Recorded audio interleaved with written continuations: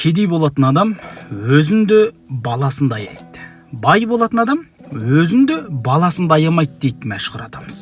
Яғни мал табудың амалын жасайды. Кедей болатын адамның сипаты біреудің қуанышына қуана алмайды. Біреудің жеткен жетістігінің құнын білмейді. Бірақ өзі соны істей алмайды. Тек әңгіме қылады. Бос сөз. Бос сөз адамды кедейлік алып келеді.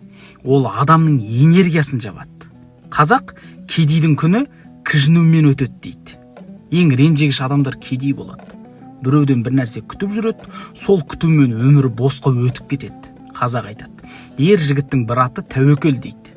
Кедей болатын адам тәуекелге бармайды.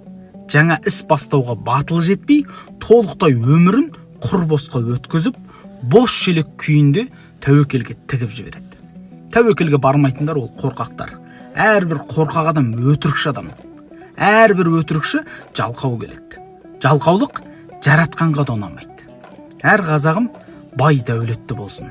Ғұмырларыңыз сәулелі, ойшамдарыңыз жарық болсын. Бұл жинақ 222 беттен тұрады, 11 тараудан тұрады. Қазақтың сөз атасы Майқы биден бастап қазіргі жақсы